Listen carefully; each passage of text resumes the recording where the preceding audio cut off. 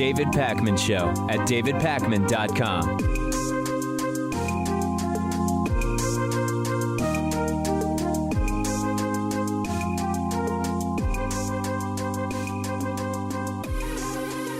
I sort of went back and forth about whether to even do this story because there is so much resistance now to any Russia-related news. Either you already understand what happened or you've totally bought into the witch hunt conspiracy theory type stuff. So I really was unsure about whether to even talk about this. But in the end, this is actually really big news, and I decided it was an important story to do.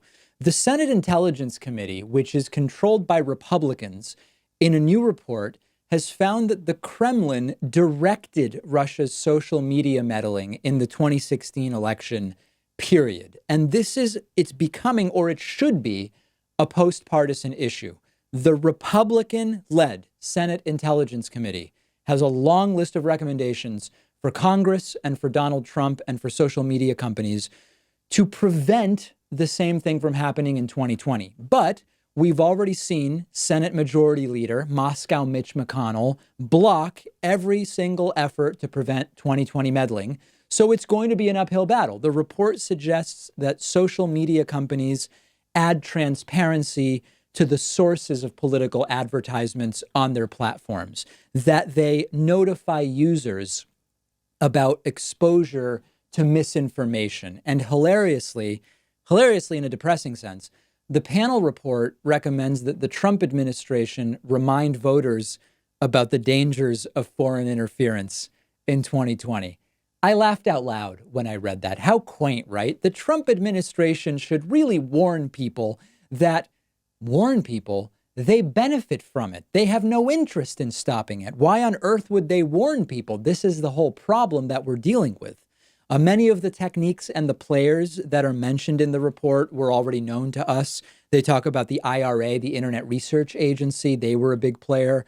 They talk about one strategy that we knew about, which was to target Black Americans, particularly in parts of the country like Baltimore and Ferguson, Missouri, which were experiencing racial unrest, and specifically target those areas, Black voters in those areas, to foment more racial unrest.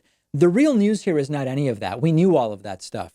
The news is that we've learned that the Kremlin itself was directing it. And that conclusion was reached not by, whoever Trump claims it was reached by. It was reached by a bipartisan panel that is led and controlled by Republicans, not a partisan Democratic hack job or whatever Donald Trump will obviously claim. Now, let's do the normal disclaimers here, because I think that this is where maybe some on the left start to I don't know about push back, but they start to question this entire story, which is extraordinarily well backed by evidence.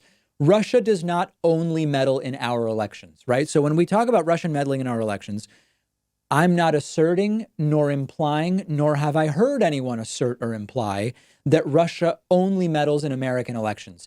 They meddle in others too. And in fact, that's what makes us so sure that it's happening, that it is not atypical for Russia to be meddling in others' elections. The difference is other countries seem more committed in stopping them. Other countries seem more interested in preventing it from happening. Now, let's go to the next disclaimer. Or it's not even really a disclaimer, it's just context.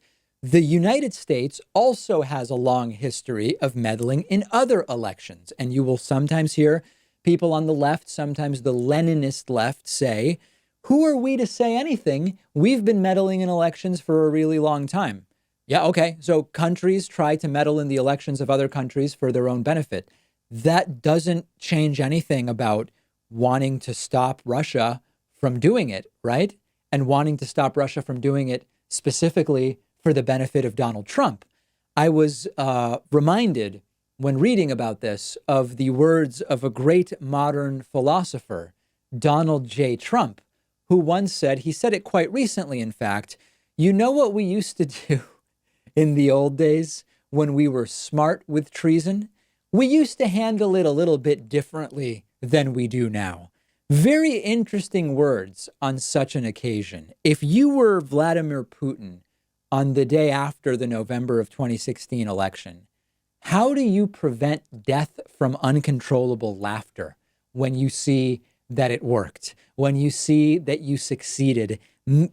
Listen, I don't know every instance of Russian meddling in foreign elections over the last 100 years. So I can't say with certitude, but has there been any greater accomplishment by Russian meddling in foreign elections than the election of Donald Trump? I'm asking the question. If somebody has an example that is more egregious or notable or whatever, I want to hear it from you. And I hope that at a certain point, because I know that, listen, just every story I do is a balance. There's a risk and a reward to every story that I choose, or just stories that I choose to exclude from the show.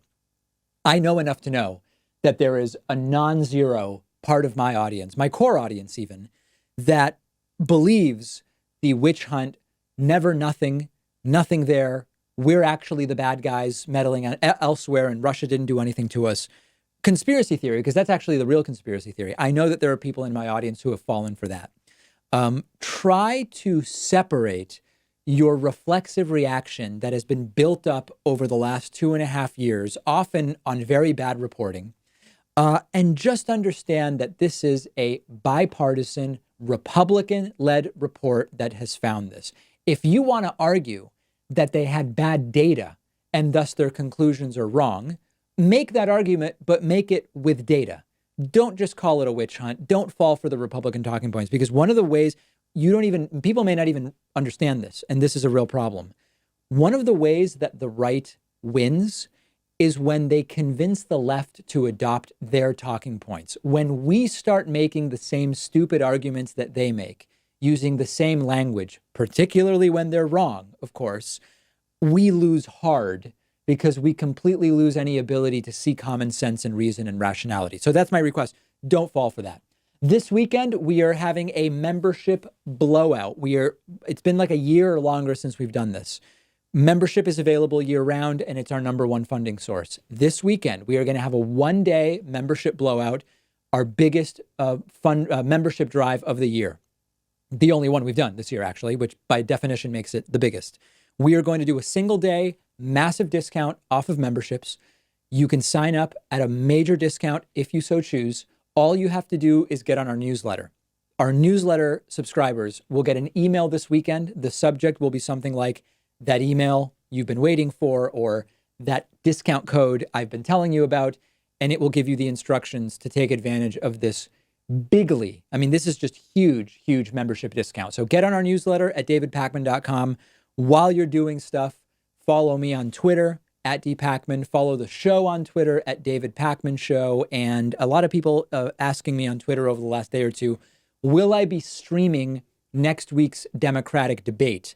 And I don't know if people are asking me that because of my recent appendectomy and I've not been streaming, or because of the copyright issues we've had with debates on CNN before. My goal is to be streaming the debate next week, and I will have more information about where that will be happening early next week. Quick break, big Friday show for you today. The David Pakman Show at davidpakman.com.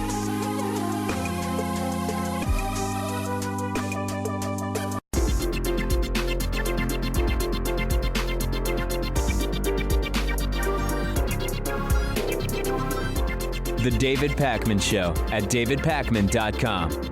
Today's new members of the day are Alyssa McGinnity and Billy Triplett. Alyssa and Billy, thank you. I really appreciate your support.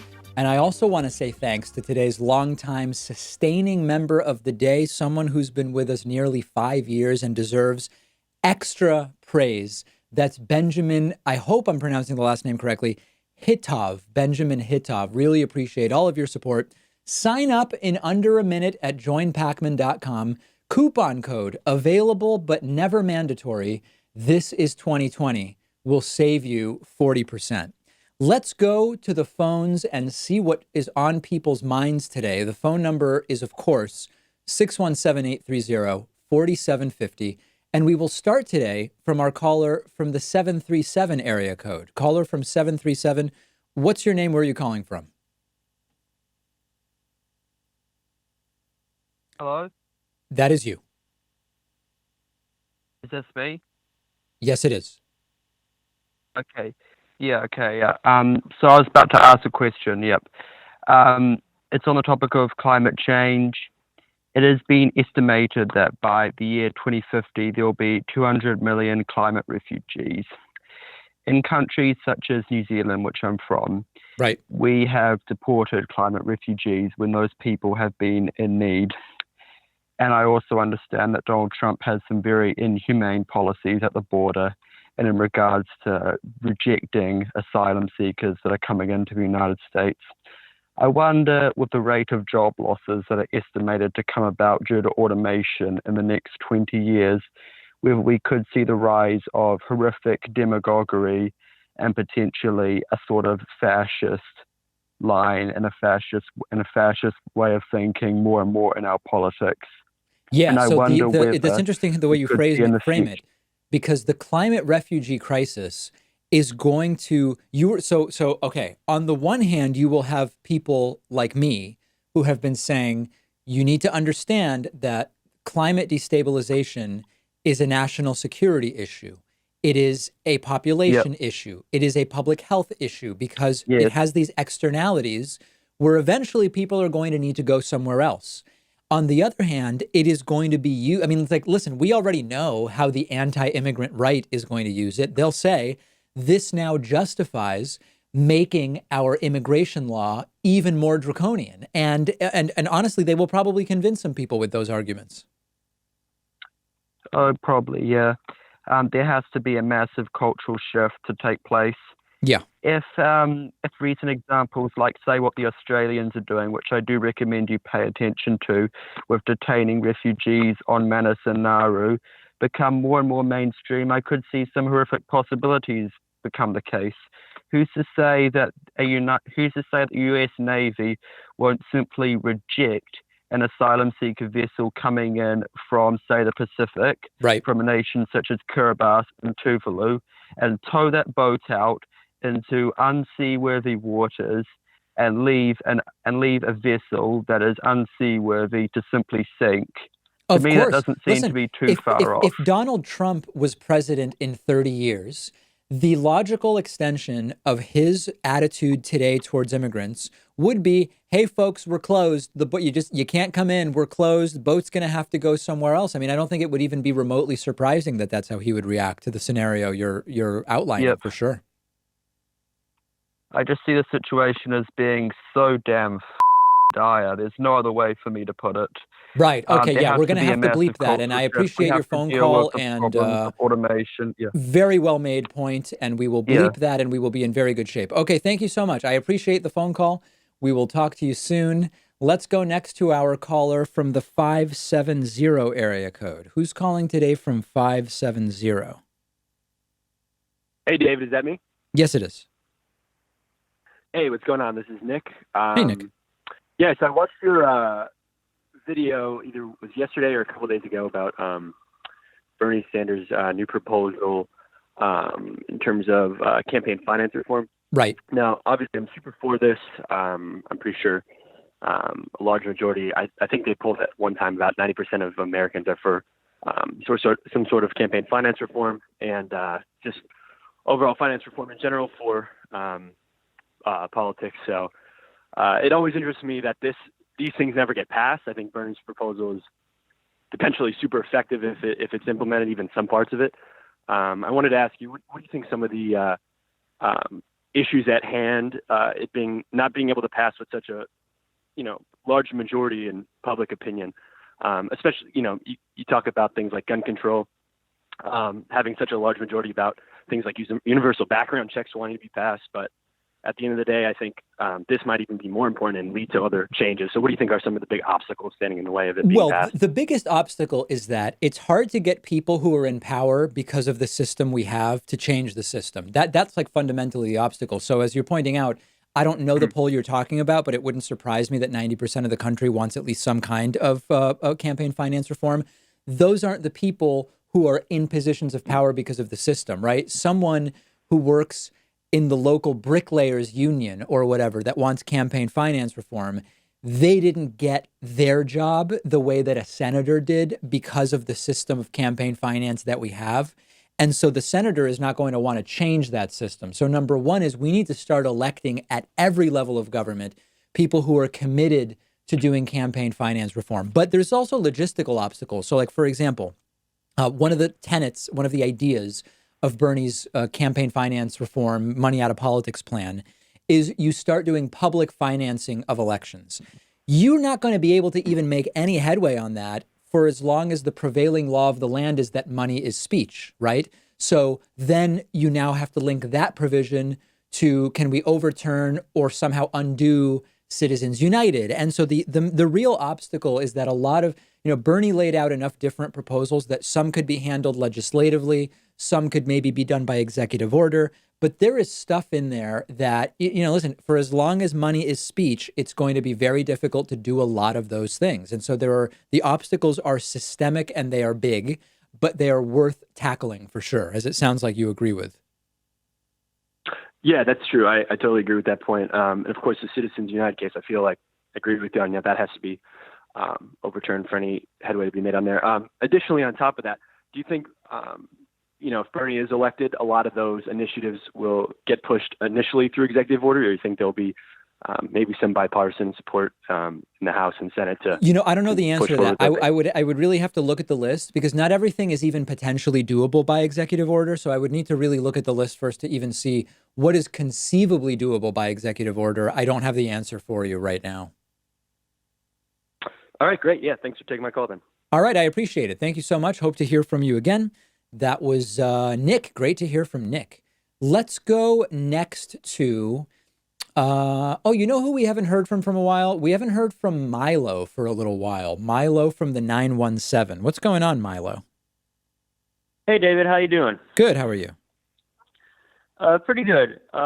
First, I actually just wanted to ask out of curiosity because I know you're Jewish. Are you fasting today by any chance? No. Oh, okay. Yeah.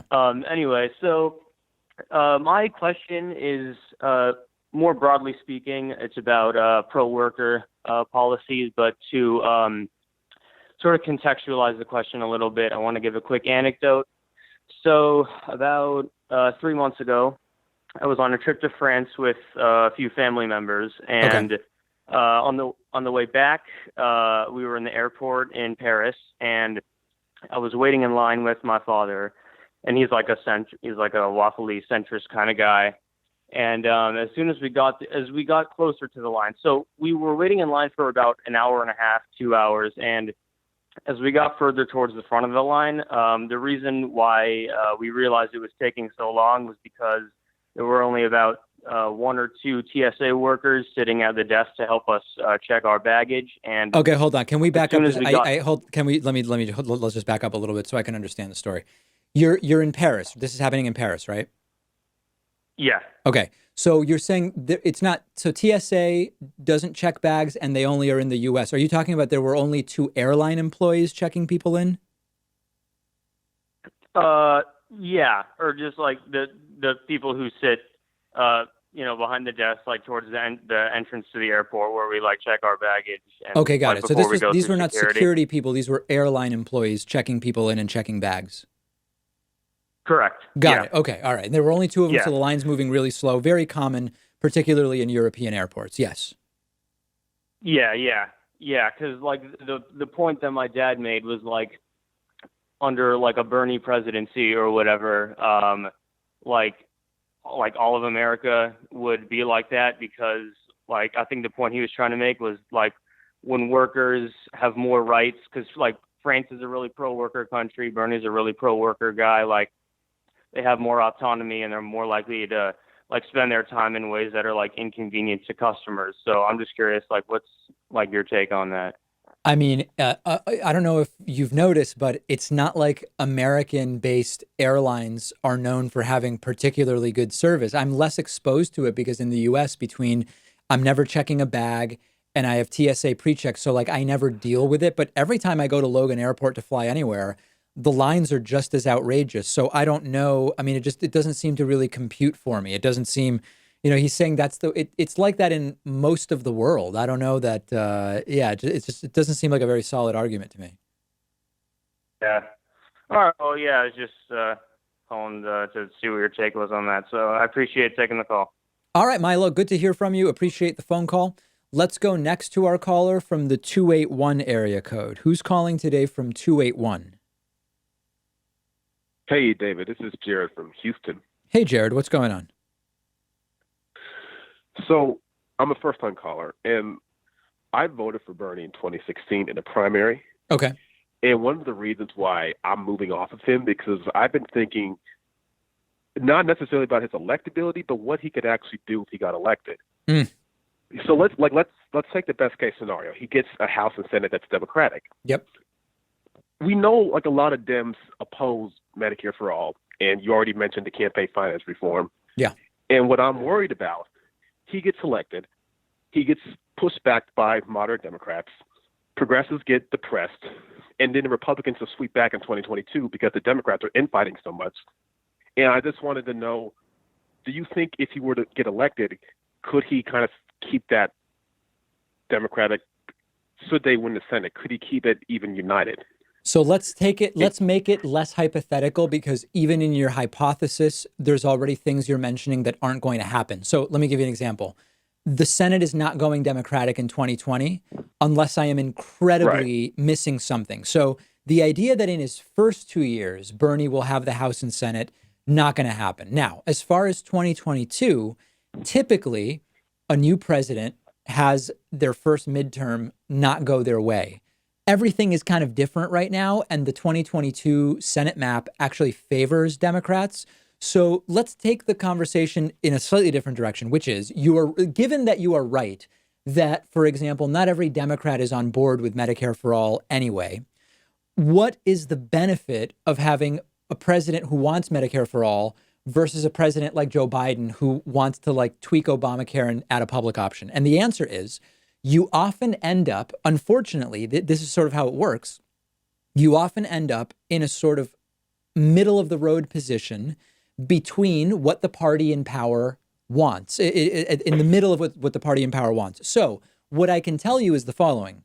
If Bernie is the president and Democrats have the Senate and Democrats have the House, it's still very plausible that we don't get Medicare for all.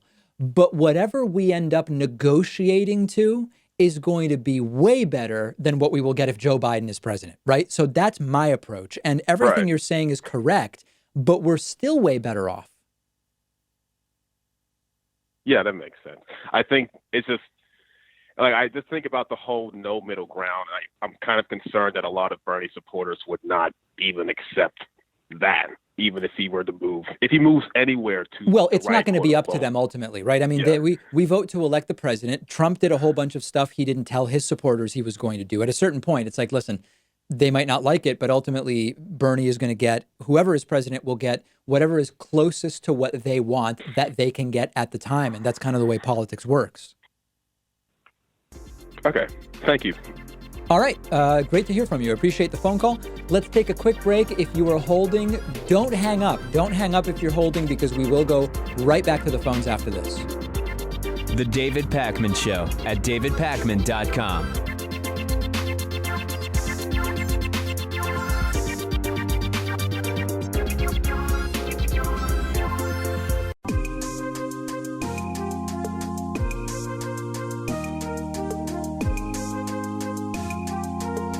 Welcome back to the David Pakman Show.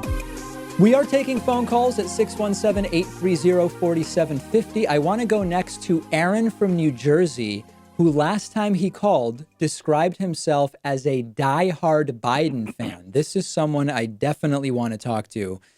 Aaron from New Jersey, what's going on? Are you still a diehard Biden fan? Hi, David. Thanks for taking my call. Yeah. Yes, I am actually. Wow. As a Black man, I kind of feel like that's my only option, really only viable option for someone like me. But, okay, let's explore. Hold on, Aaron. Let's not. You're saying things that we want to explore. What policy of Biden's makes it so obvious to you as a Black man that he is the candidate for you and no one else could be? I'm not saying that as policy based, but I think that we have a certain amount of respect for Barack Obama, that we like, what would he want? I think that respecting his legacy, I think that Biden would be the appropriate candidate for that. What evidence do you have that Obama thinks that black people would be best off voting for Biden?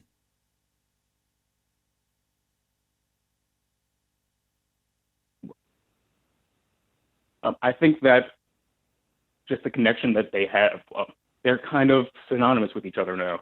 I know maybe not everyone sees that in terms of policy, but I know that when I think of Biden, I think of Obama.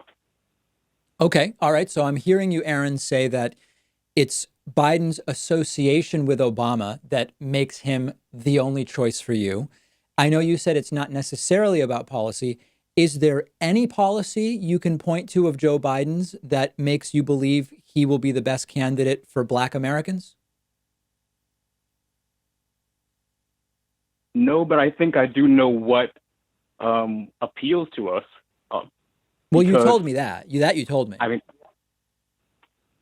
from a policy perspective, which is what you're asking about, and that is that, what we have right now and what I think Bernie and Elizabeth Warren would do is they would go to the extreme. But, from these past 2.5 years or so, I just want to get my main man Joseph in there so I don't have to think about politics anymore, I know he's not going to rock the boat. I don't want to have to think about politics or anything like that. So, Aaron, if I may, Aaron, what policy you mentioned that, Bernie Warren extreme, what would be an example of an extreme policy that as a Black American you'd be worried about from Bernie or Warren?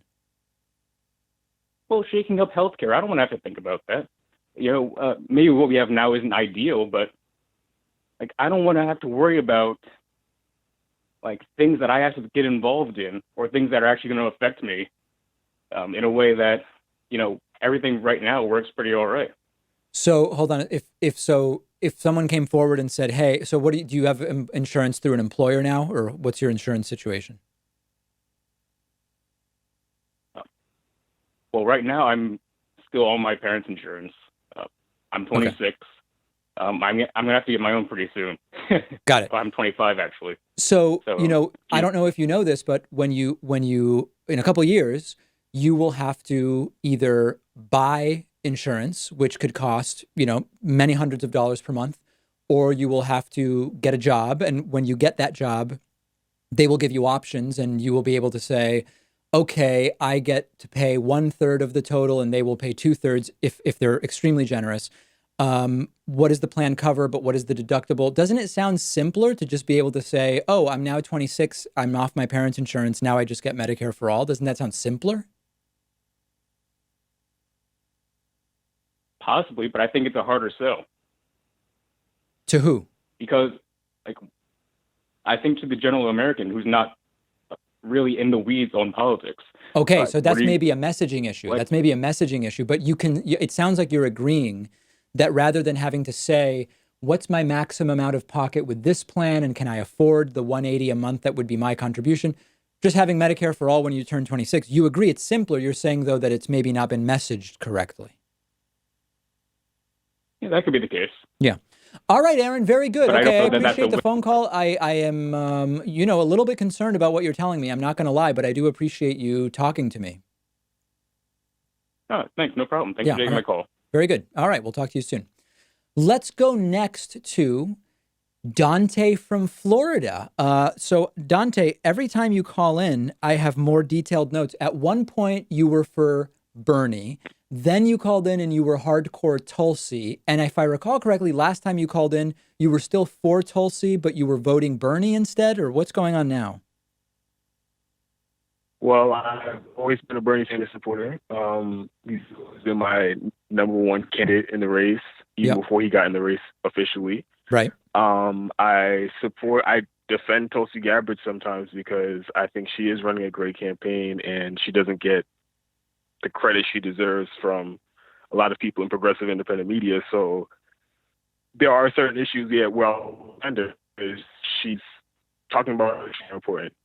And so, still Bernie Sanders my number one candidate, but I will defend Tulsi Gabbard. Got it. Okay, so Dante, I want to hear your question, but your connection is going in and out. So let's see if we can resolve it, and I do want to hear your question. All right, is that better? Yes, it is. All right. So my question was, so Elizabeth Warren, now that she's running in the Democratic primary, she seems to have a lot of these plans and ideas, but to me, it comes off as if she's grandstanding because she didn't really have these plans or ideas just a few years ago when she was in the Senate. So I don't think a lot of people take that into account when they're. What's an example of, like, they just take hold on a second, Dante. What's an example of something that she's advocating for now but wasn't a couple of years ago? Well, like her stance on politics. Sorry, you're breaking up, Dante. Her stance on what? Her position on money in politics. She's not as against it as she claims to be. She raised $10 million in big money in her Senate campaign, and she transferred it to her primary campaign. Yeah, but hold on a second, Dante. So the trend, hold on, Dante, we got to break these things down, and I'm trying to struggle through the bad connection here. The transferring money thing, I mean, listen, Bernie transferred money. It's very common to transfer money from one campaign to another. Now, your first assertion, but Bernie didn't hold on, transfer, it wasn't big money fundraisers, though. Right, I agree with you. There is a difference, which is that Elizabeth Warren has money previously raised from corporate PACs. You're completely right as far as that goes. But is there a policy that she is advocating for now that she didn't previously, is what I'm trying to understand? Medicare for all. I don't think she's really strongly advocating for it. I've heard her say, I mean, listen, I've said Bernie is stronger. Bernie says that Medicare for all is the way. People like Warren and Tulsi have kind of danced around it, and they've said, yeah, it sounds good, but like other ideas are okay too, and whatever. So I don't know that she's really changed on that. I think she's always been sort of into Medicare for all, but not seeing it as the way. Well, no, because there was an interview when she was asked after she won her Senate race. I think it was like in 2013. Yeah. And the interviewer was implying that she supported Medicare for all, and she set the record straight, and she made very clear that she told him to go back and look at the tapes because she'd never supported Medicare for all, and that was back in 2013. I've never seen that, but I mean, it's also, I mean, people's positions do evolve, right? Like, I'm sure you would grant, you like Tulsi. Yeah. Tulsi says, but hold on, Dante. Dante. Tulsi says her position on gay rights has changed radically. Do you consider that to be a genuine change? Yeah, but there's a process, and she explained how she came to that conclusion. Elizabeth Warren, back in 2016, Bernie Sanders was running on Medicare for all. That was the center of his campaign. He changed the national discourse on healthcare. Yeah. Back in 2016, if she actually supported Medicare for all, she would have supported Bernie Sanders. Hey, I'm with you there. Listen, I I have a video clip on YouTube where I say, if Elizabeth Warren supported all of Bernie's ideas in 2016, why didn't she endorse him during the primary? So you and I are aligned there. I just think, Dante, that we want to be a little more precise in our criticisms, because as I kind of gently prod you with questions, you're moving the goalposts and sort of making different arguments. And, I want, next time you call in, I want you to really be precise. Okay. All right. All right, Dante, I love you, buddy. Wait, let's call in next time and we'll discussion about this. Okay, sounds good. We'll talk again. Dante, thank you for the call. We're going to bump Dante half a point in our caller rating system because that was a very, very solid call. Let's go next to our caller from the 303 area code. Caller from 303, who maybe is making tea or whistling in the background. Hello, David, are you there? Yes. Are we on speaker or Bluetooth? Bluetooth. Give me 1 second. I'm going to change it. Very good. Hey, how's it going? Hello? Hello? Yes, that's much better. Hey, I had a question, man. So, yeah, I have a question. So I'm leaning a little more, I'm in the middle of either Democratic or Republican. And I had a question because I'm not too sure. Like, I see usually, like, CNN usually talks bad about Trump. And I just want to know, what do you, if any, do you have any policies that you necessarily agree that he's put in place, or anything that you care to, that Trump has put in? Yeah, I mean, listen, so one of the things that I think overall Trump's tax plan was a disaster, but one of the things he did is he lowered the threshold at which point medical expenses become deductible. I think that that's good. I think I mean, it's like, it's pennies on the dollar. It's a drop in the bucket, but I think that was the right decision. He made a couple tiny little tweaks around disclosure of pharmaceutical pricing that I think are fine, but they don't really change the broader problems we have. Like, I can find little tiny things if you kind of push my hand. Sure. I was curious because I don't know.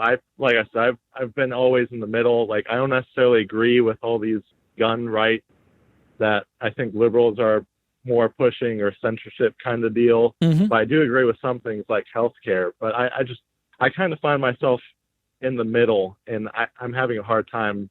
Well, but let me ask you this. I mean, remind me what your name was. I don't know if I caught it. Oh, sorry, it's Mackenzie. Mackenzie. Okay. Mackenzie, listen, when you look around, do you think right now that we have an imbalance of power in this country where the rich have too much power, or do you think that they don't? I think they do in most places, yeah. Okay. And when you look around, do you think that huge businesses are over-regulated and can't make any money, or do you think that businesses are getting away with things like paying no taxes while raping and pillaging the environment? Well, that's where I may disagree. I do agree that they may be getting away with some taxes, but if you look into like business models and development, or I guess ideas that they put money and invest in, I think that that's something that not a lot of people look at. Like, I don't know, if you point out Amazon and say, oh, they haven't been taxed a lot or it should be taxed more, but you look at how we are getting 2-day shipping, 1-day shipping, something that 10 years ago you would have thought was, oh, that's impossible. I wouldn't be able to get that object. We're getting it. But when it comes to that 1 and 2 day shipping, Mackenzie, if I were to tell you the way Amazon is able to do that and do it cheaply is by subcontracting those 1-day deliveries to under-licensed and untrained third-party delivery companies that are getting into accidents, that are, getting into all sorts of trouble, and then Amazon says, hey, it's not our problem, they're not our employees. Does that sound okay to you, or does that sound like a problem? No, that definitely does sound like a problem. I'm not too educated on that subject, but yeah. And when you look around the world, Mackenzie, and you see people like Rodrigo Duterte and Kim Jong-un and Vladimir Putin and Bashar al-Assad and whoever else, are those the types of leaders that you want our president to be more like or less like? Big picture it for me. Definitely less like, because I wouldn't like, the bad things that they do over there. I don't want to talk about that on the phone. So listen, but definitely, everything like I've asked you so far means that if you vote your values, you could not possibly vote for Donald Trump in 2020. Now, which of the Democratic candidates we could talk about, but I don't see anything in there that would in any sensible way mean, oh, Trump is the person that you would be voting for. I just don't see any points of agreement. Yeah, I definitely do agree there, but I'm personally, I was a Bernie supporter. I definitely liked the free college idea. I mean, I don't personally go to college. Okay. But I do agree that like investing in the younger class will definitely help the future. But part of me is more on the fiscal side of I don't see where that money is going to necessarily come from. So I don't well, that's a bigger conversation, Warren. which we can have. But listen, I'm glad we did this because to me, and I think the audience will agree, and check out the YouTube comments when we upload this, you're clearly someone who should be voting for one of the Democratic candidates, and which one kind of remains to be determined. For sure. Well, thank you for your time, David. I'll be calling a lot more. This is my first time calling you. Thank you, sir. All right, very good. Appreciate the phone call. I apologize that I am out of time, but I am sorry to everybody I didn't get to. I see Ronald Reagan is holding, and call in earlier next time, Ronald, and I will definitely get to you. The David Pakman Show at davidpakman.com.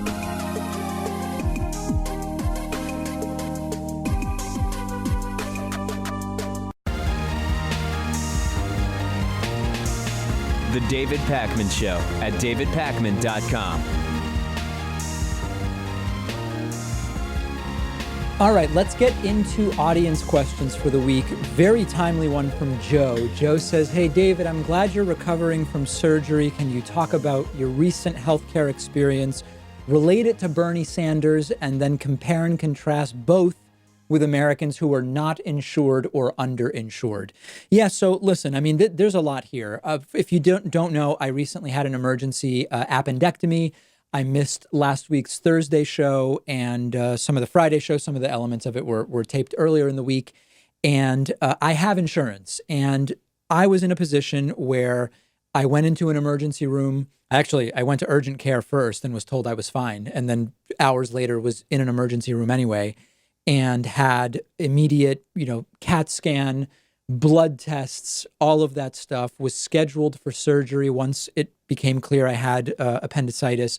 And I'm guessing that part of the reason why it all just happened was that the hospital, because it's a network hospital with the network I'm associated with, already had my insurance information, knew I had insurance, and there were no questions about it. Now, that being said, I have a silver level plan here in Massachusetts. It cost me $421 per month, and it still has a $2,000 annual deductible.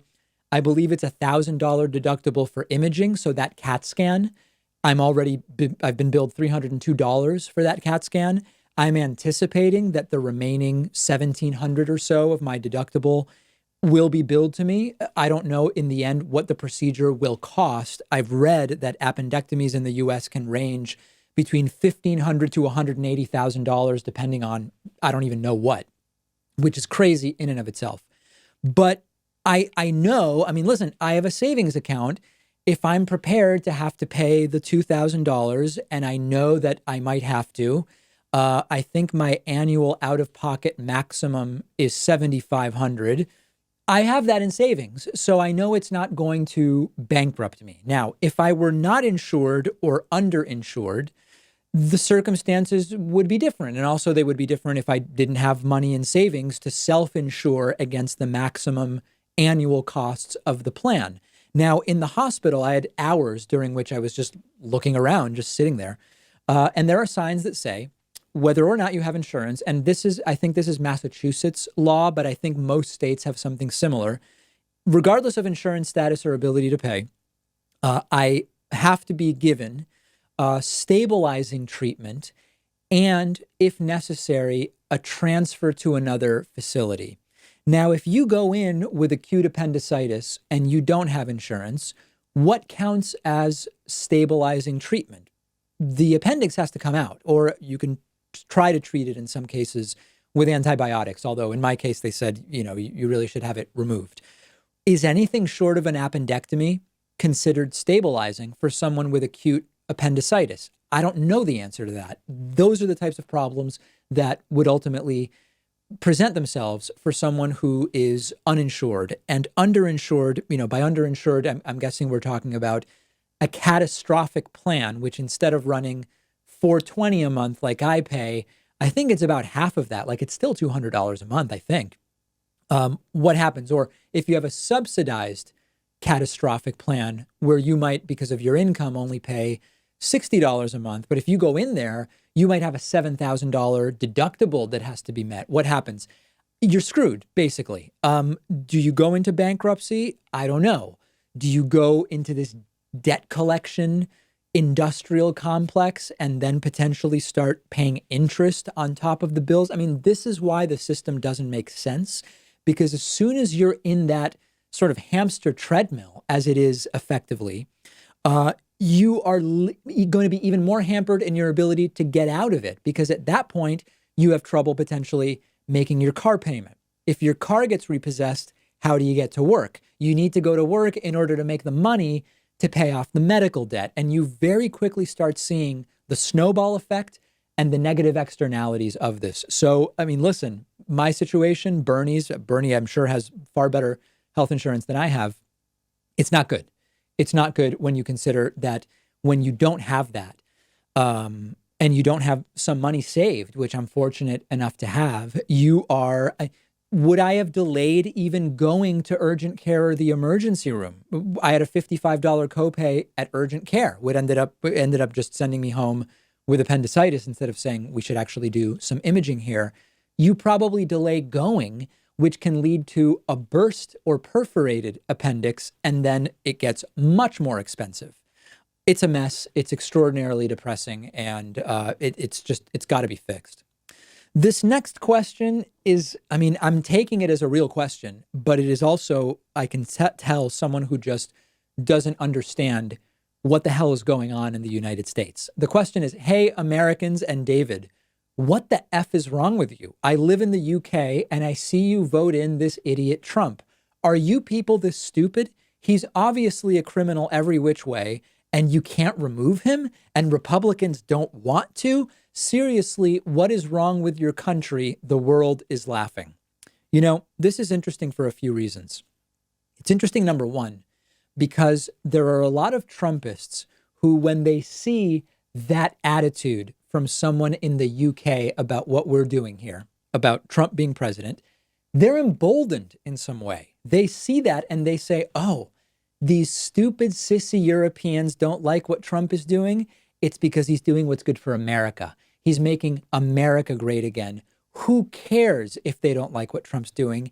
It's good, some even believe, that they don't like what Trump's doing because it's not good for them.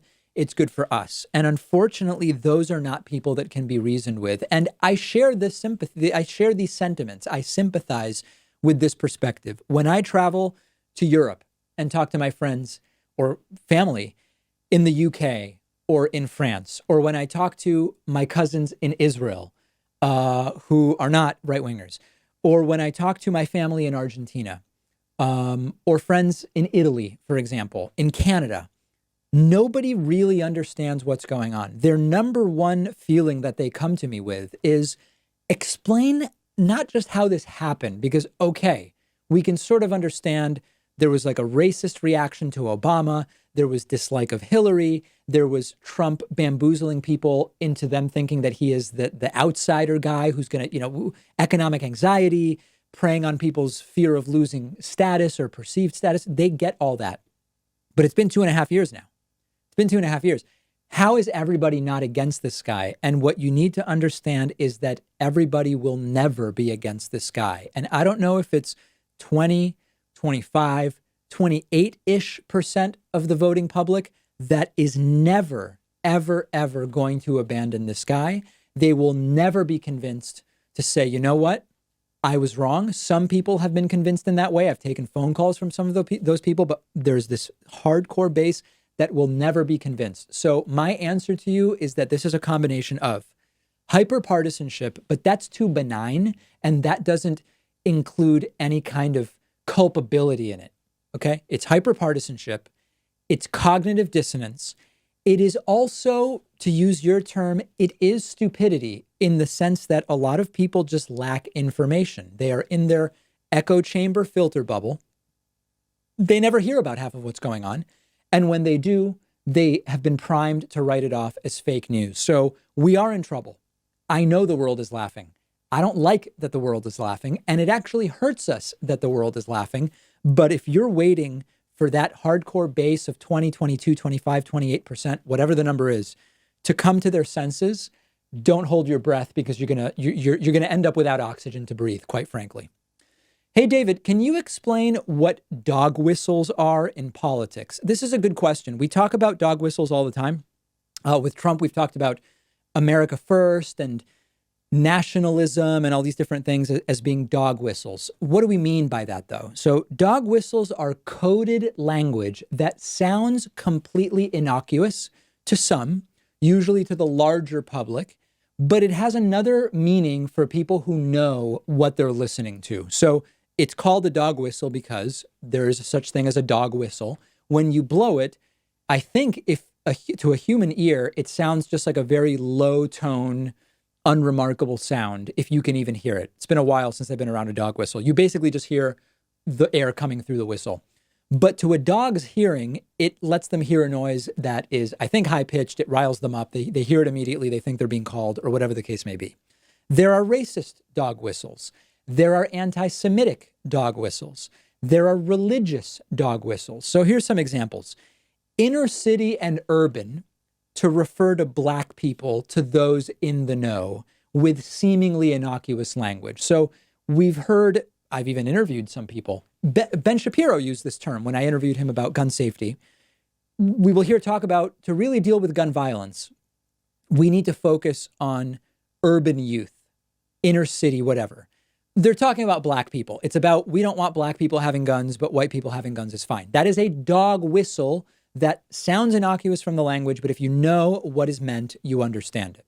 Law and order. Law and order, it sounds, I mean, listen, we have laws and we need order. We need things to be in order. It has been used to signal anti-immigrant ideas, racist ideas. It's been used as a signal by politicians to say, don't worry, I'm for law and order. Coded to mean I'm not going to let immigrants or black people get too much clout or status in society. Tough on crime is a similar one also that is often connected to just straight up racist policies like, for example, stop and frisk. Here's another example, Barack Hussein Obama. Now you might say, that's the guy's name. How could that be a dog whistle? But the people using it use it to signal something less American. Someone maybe Muslim. I think most of you probably understand that one. Where's the birth certificate is a similar sort of idea. Birth certificate, it's a piece of paper. How can that be racist? How could that be a dog whistle? Well, you have to look at its use. You have to look at who is using it. You have to look at what is being suggested or implied by its use. There's so many anti-Semitic dog whistles. We could do an hour just on those. But one is, and this is like a prototypical example because it sounds so innocuous, the term coincidence. Anti-Semites love to talk about the coincidence of, look at the number of Jews in this industry. What a coincidence. And coincidence sounds like a completely benign use of the term, but it's part of anti-Semitic conspiracies about conspiring to control industry or government or whatever the case may be. That is dog whistling in politics. It's using coded language that sounds innocuous, but has a very specific and targeted meaning to people who know what to listen to. And listen, the white supremacists have come on my show and said, David, we get Trump can't just say anything, but we understand the language that he's using. And whether Trump is coming up with that language himself or it's being fed to him or a combination of the two, we don't know. But the white supremacists themselves are saying, we hear the coded language from Donald Trump. That does it for today. We've got a great bonus show coming up. Become a member at joinpacman.com or a patron at patreon.com/David Pakman Show to get instant access.